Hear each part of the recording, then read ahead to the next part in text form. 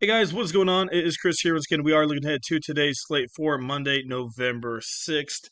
As normal, if you guys do go on to like the video, leave a like. I definitely do appreciate it. And also hit that subscribe button as well for more NBA Fanduel lineup advice videos. So, yeah, let's get into it. So, like I said, just playing 50-50s. That's just what I'm doing right now. And once again, it was another W with a 308.8. As you see there, came in 31st out of 100. But places three through 30 were all tied. They all had the same lineup. So basically, I came in like 10th, or whatever it is. So anyway, it was another one that was 3 nights in a row for us. Solid night. We had Ball, Brogdon, Thompson, Sharp, Rudy, Grant, Washington, Jackson, and Williams. So everybody did pretty solid besides Rudy. I was thinking about changing him out, but I didn't do it. I thought maybe he would be all right here. I know Almeida came back, but you know what? Still got a 308. Ball killed it. Brogdon was solid. Thompson was Sharp was good. As I talked about, Rudy was terrible. Grant was all right. Washington, Jackson, Williams, they all kind of just did what they're supposed to. So, like I said, a solid 308.8. If you guys would like to get in on our premium lineups, as you see right here on the right side, $8 for a day pass, $30 for a month pass. If you guys are interested in that, let us know. All you have to do is hit us up on our Twitter, which is going to be right there, Chris Anthony, NBA1. If for some reason you get to our page and you can't message us, all you have to do is comment on one of our things and say, hey, can you message us? I want to get in, or message me. So, yeah, we can do that for you. Anyway, yeah, like I said, we'd love to come join. Love for you guys to come join us. And like I said, we have a really good slate for you guys to do that today. And like I said, if you guys are playing our lineups, I'd probably play about 15 to 20% GPPs, and the rest of it's probably cash games. Yeah, we all want to win that big one, but like I said, if you guys want to improve your bankroll or you have a smaller bankroll, best way to do it is do cash games. So 50-50, some double ups, a couple three mans, and pick and choose your head to head matchups as well. Guys like Shuzela, Chipotle, so on and so forth. Probably don't really want to target them, because they're going to have a very optimal lineup. So you want to target some other guys. Yeah, let's get it started. So today I'm just going to go through every single game, even if it sucks. It might be slight, but I'm going to go through it. First one we're looking at here is Dallas Mavericks taking on Orlando. We have a 224 in Orlando by one. Orlando's been playing some half decent ball, man. They really have been. As you see, Markelle Fultz is out. And in his spot, they put in Mr. Anthony Black. Anthony Black didn't look bad. I mean, I'd still go back at him at 4,700. He only played 30 minutes. Didn't have the craziest game, but I would still go back at it in cash games. GPPs, definitely not. But in cash games, I can see that happening. Like I said, same thing here with Jalen Suggs. Another guy, kind of a cash game play. He's nothing too crazy, but he's good in cash games. We see who else we got. Luka, if you want to put him in there. I think they're coming on a back-to-back, though, so we'll have to see if Luka or Irving, one of them, sits. We'll just have to see.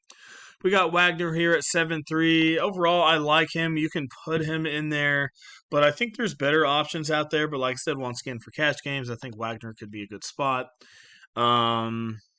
Cole Anthony didn't do much last game. You can look at him. Paulo Banchero, this guy's been popping off. Definitely the last couple games, 57 and 50 here. Definitely picking up the assist that Markelle Fultz was doing. So yeah, I mean Paulo Banchero at 7-9. They still think he's in a spot that you can tack him at, and Goga Bataz as well if he does start. That's another guy to look at. If not, you can definitely look at Montrez Wagner. Maybe if Goga gets injured or gets in foul trouble, I would definitely be putting in Wagner in some GPPs because a lot of the field's going to go to Goga because he just had a 40-point performance. Like I said, if you're trying to be a little bit different, go to Montrez Wagner. He might get you 25 or 30, but like I said, who knows? Maybe Goga gets in foul trouble. It's happened to me before with him. So, like I said, just different ways of playing it. San Antonio and Indiana, we do have a back-to-back here for the San Antonio Spurs. A 238 and Indiana by 8. So, yeah, San Antonio's been playing a little bit better, a little bit faster. Last year, you didn't even want to target any of these dudes. Now, this time around, yeah, I mean, it's not too bad targeting these guys. So, let's go look at it here. Tyrese Halliburton, another dude to look at. I don't think he's going to have a massive game like he did last time out, but I still think he's in a good spot to get you 48 to 50. But to see what's going on with Devin Vassell, if he does sit again, Malachi Branham, I think he'll be a very popular play as he played 25 minutes yesterday with 25 fantasy points. So That is, like I said, that is only if Mr. Devin Vassell's out. If he's in, probably not going to go with Malachi. Another cash-ish game-ish. Buddy Hield, you can look at him.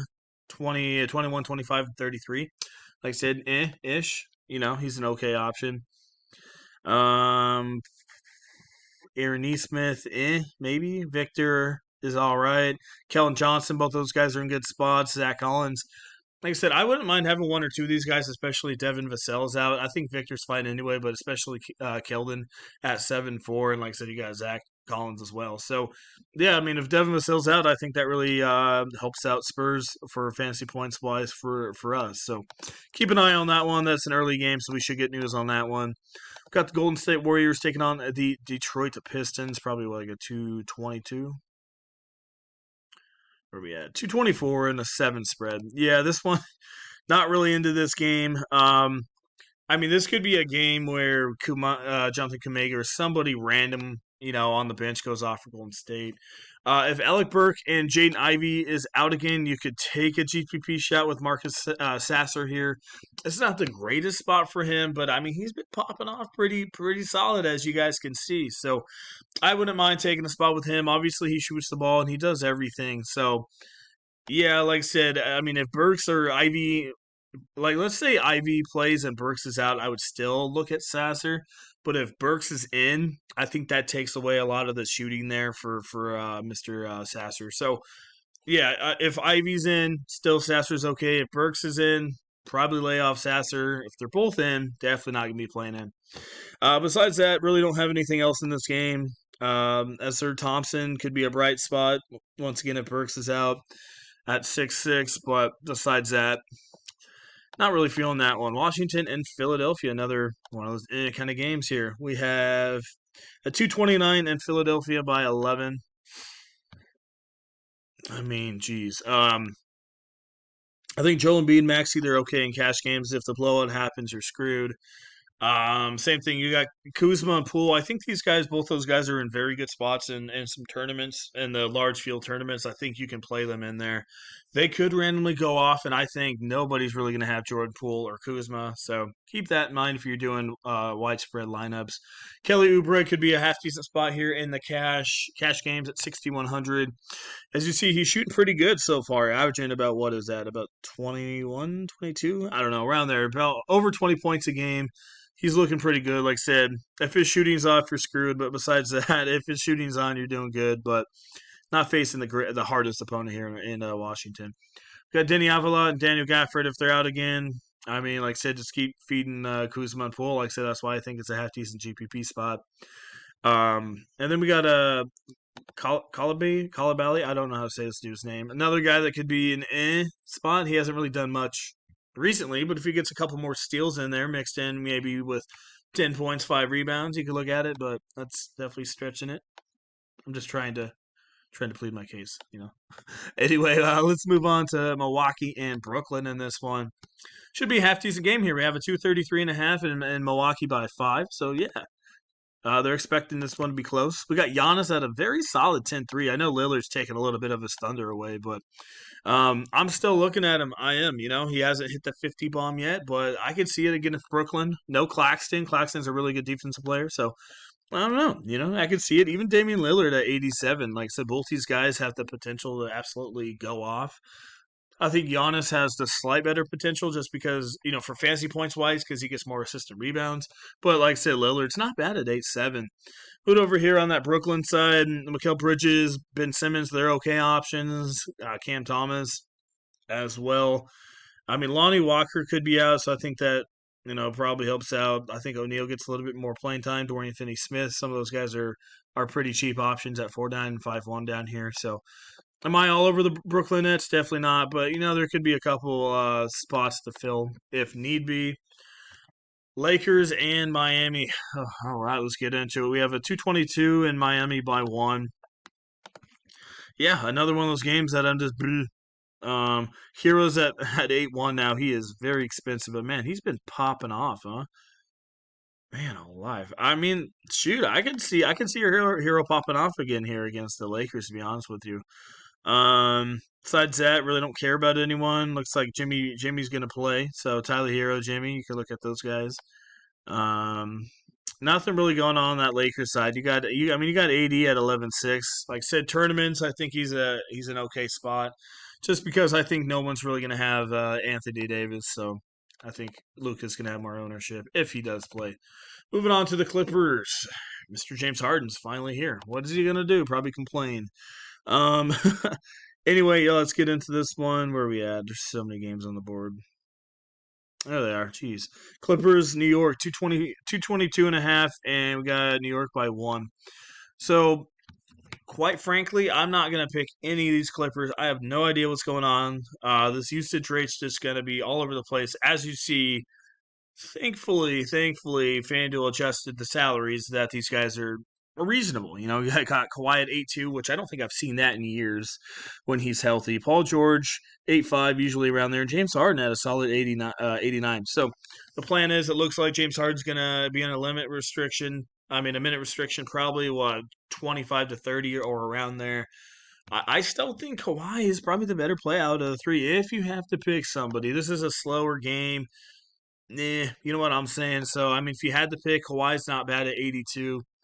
Moving over here, Julius Randle, I think I read something like he's had the worst start to a Knicks season in shooting, like field goal percentage in a long time. I think I saw something like that. Anyway, he's shooting terrible. He's still putting up half decent amount of numbers with his rebounds and assists, but I mean, when's he finally going to break through for 25 points, 14 rebounds, 6 assists? I don't know. 7,800 is not a bad spot for him, but it's another slowish game here against the Clippers. So, that's up to you guys. RJ Barrett, if he's out, I think Josh Hart's another good play at 51. So that's kind of where I'm going there. So, like I said, the Clippers, I just got to honestly see how it's going to play out. Boston and Minnesota. This is kind of a rare occurrence, maybe. I don't really see Boston play Minnesota a lot. But anyway, we have a 222 in Boston, only by 4. Very interesting. Only a 4 spread. Yeah, I mean, if it's only a 4 spread and they think it's going to be a good game, I mean, fire up Jason Tatum. I think he's in a pretty good spot here. I would probably take Anthony Davis in some tournaments. I think Tatum's more of a cash game play. So, like I said, I would still lean Anthony Davis. Edwards at 8.8. He's probably going to get you out 39 to 42 in this one. Porzingis is okay. Towns, like I said, these guys are all in very reasonable spots salary-wise, but they haven't really done a ton. Jaylen Brown at 7.8, another guy you can kind of look at. Derek White is back, so I don't know how much that's really going to hurt him. But, I mean, once again, I really don't have any of these guys that are must-plays. They're all in really good, salary positions. So, I mean, like I said, if I had to pick, I'd probably go Tatum, Brown, Edwards in that order, maybe a little bit of Towns. Drew Holiday as well could be another good spot. I think he's good to go. So Drew at 7,000, another good spot. Utah and Chicago. Where are we at here? We got a 223 and a 4 spread. So some of these games aren't really the high scoring games out there, but nevertheless, like I said, I think FanDuel in this slate at least has done a very good job at not overpricing people. I mean, you got Markkanen, Vuk, DeRozan, Zach LaVine. They're all on very, very nice price tags at 7.4, 7.5, and 7.9. I mean, I know they haven't been the greatest, but, these guys, as we know, they can go off for 40 at any given time. Even 45, 50. So I'd probably go LaVine. DeRozan's been, I think, honestly, this is like the down year of DeRozan. I think this is the back end of his career. Kind of started a little bit last year, but especially so far this year. I mean, he's still putting up really good points, but I'm talking about fantasy-wise. I feel like this is kind of the end of DeRozan picking him. Yeah, I might pick him on a couple occasions, but fantasy-wise, I think we're kind of at the end of DeRozan's career.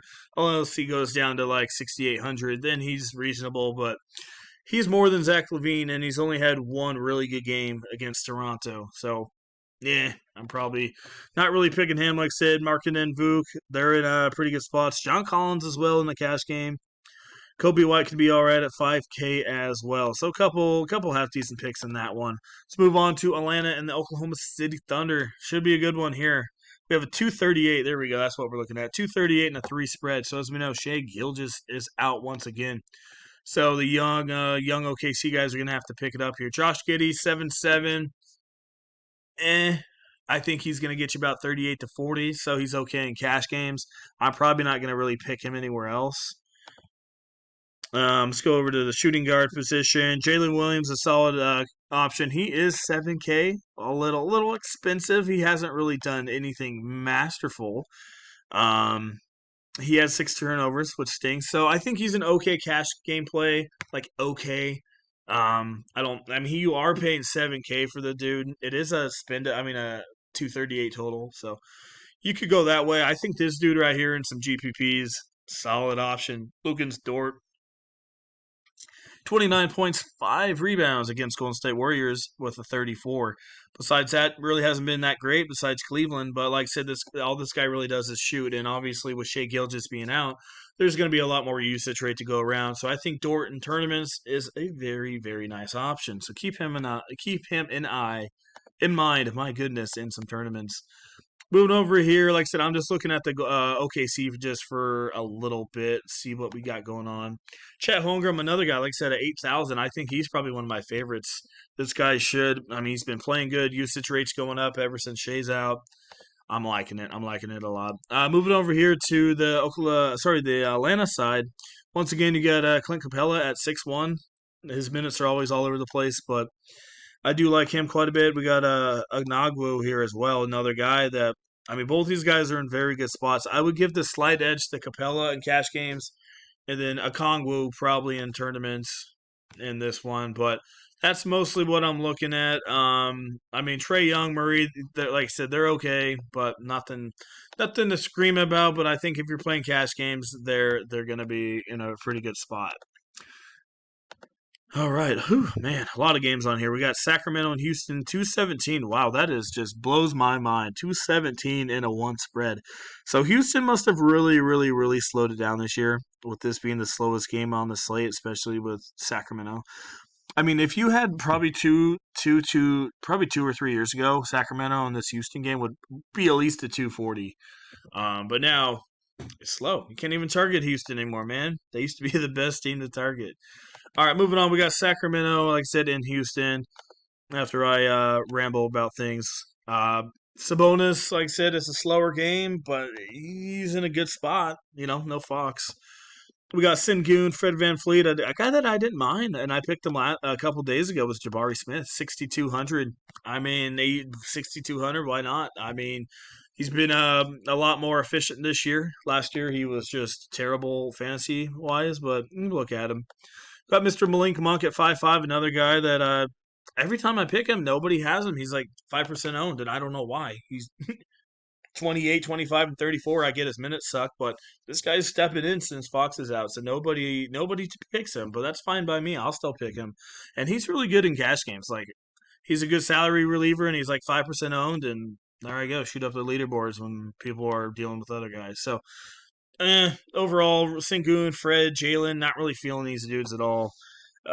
Just because the total solo. New Orleans and Denver to finally finish this one out. We have a 221 and a 6 spread. So McCollum, hopefully he recovers very, very soon. He does have a collapsed lung, so he's going to be out for a little bit. Jamal Murray's out as well. So I think Jokic is probably going to be your best spend-up option here. With Murray being out, that's even extra assist and extra points for Nikola Jokic to put out, and this guy's been on an absolute hammer here recently. So I think Nikola's probably the best spend-up. Ingram, Zion, both of them are going to have to have good games here. We got Jonas Valanciunas back as well. He only played 20 minutes against Atlanta. I hate that. I could see him getting 24, 25 minutes here. I could see him in some GPP tournaments. Herb Jones, man, this guy's been stepping up. Like this guy last year, every time I picked him, he sucked. As you see, he had a couple not great games, but he's a really good defensive player, and that's one of the ways to go in this one. Dyson Daniels not bad at 4.4 either.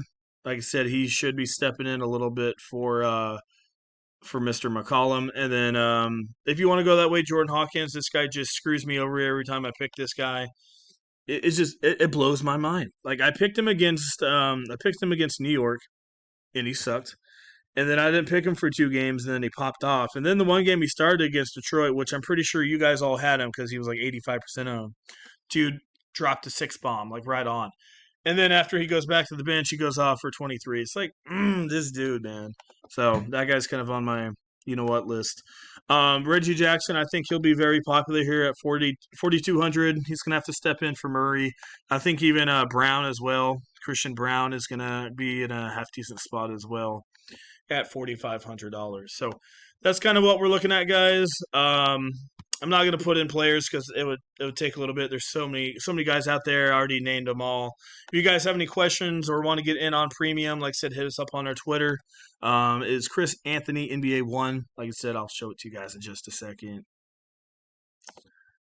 All right, here we are.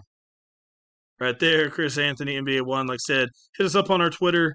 And we'll get you guys all set up. Like I said, we are in a three nights in a row win streak. $8 for a day pass or $30 for the month pass if you want to join us. Like I said, just hit us up on our Twitter. All right, guys. Thanks for watching. I appreciate it. We'll see you guys a little bit later.